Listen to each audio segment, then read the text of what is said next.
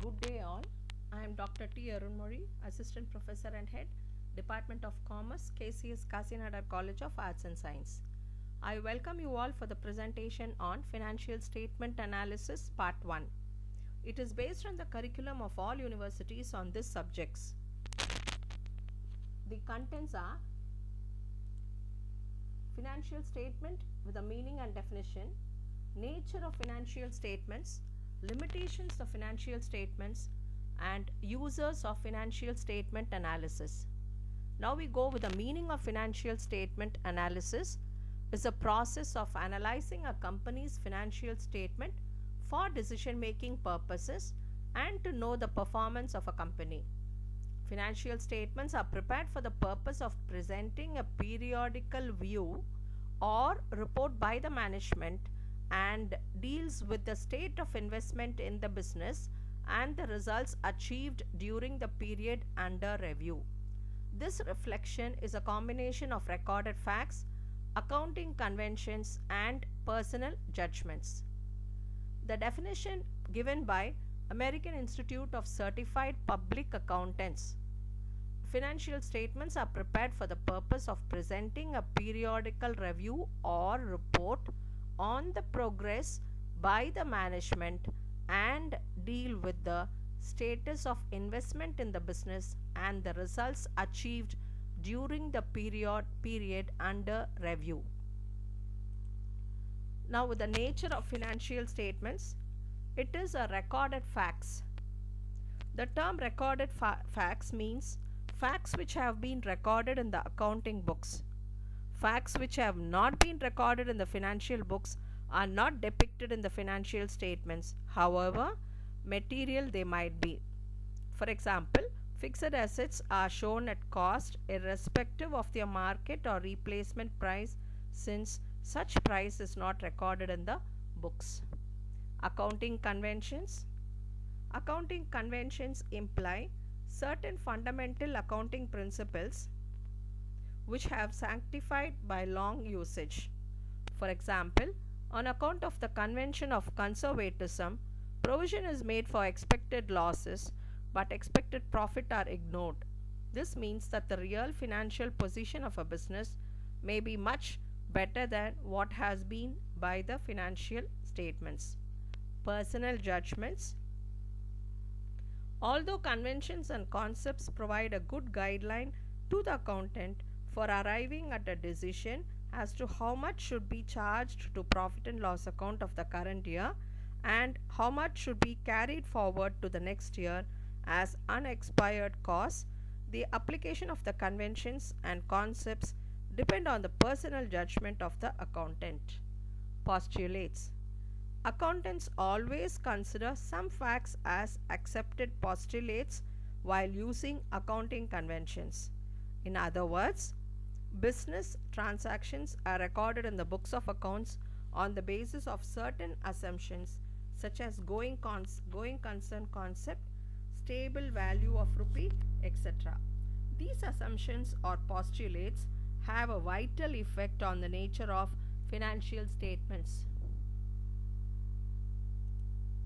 Limitations of financial statements are it does not give complete picture about various transactions of the business concerned. The information furnished in financial statements is not precise as it is prepared based on practical experience and the conventions and rules developed therefrom. The financial statements essentially constitute interim reports prepared for an accounting period, usually a year. Financial statements do not reflect the accounting principles followed and assumptions made in their preparation. Personal judgments influence financial statements. Now we are with the users of financial statement analysis. They are the top 10 users of the financial statements. For owners, shareholders or the proprietors of the business are interested in the well-being of the business. They would like to have information about the progress and financial condition of the business in which they have invested their funds. Therefore, financial statements provide information to proprietors and prospective proprietors too, as relating to earnings, dividend, growth rates, past performance, etc. It acts as a guide to the value of investments made. Next, to the potential investors. The potential investor depends heavily on the information disclosed in the financial statements for the purpose of taking decisions regarding investments in the securities of the company. It is due to this significance that the disclosure of the financial data has been made mandatory for public companies while inviting deposits, subscriptions to shares and debentures from public under the Companies Act of 1956. For management, whether or not it is the same as owners, relies upon financial statements for appraising the operating performance of the business. The financial statements provide a basis of appraising its performance in carrying on individual activities as well as conducting the business as a whole. For these statements can apply useful information about undesirable tendencies that need to be corrected. The information furnished in the financial statements will form a basis for future financial plans. For creditors, creditors are interested in the continuing profitable performance of the business to which they have provided financial resources. They are very much concerned with receipt of interest and the repayment of credit given. The financial statements provide a measure of degree of risk of lending operations to the bank and other creditors. For government, the government likes to have a copy of financial statements of every business concern as a means of complying with taxation, labor and corporate laws. If needed, the government may direct the officials to examine the accounting records of business concerns. For employees, the employees mainly rely on the information supplied by the financial statements because their fortune or well-being are tied to the business. They can bargain on matters relating to salary determination, bonus, fringe benefits, or working conditions on the basis of the information revealed in financial statements.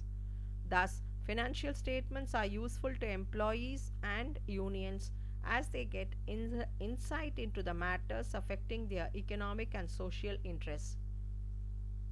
For public in general show a lot of interest in studying the financial statements of a business concern as investors and consumers.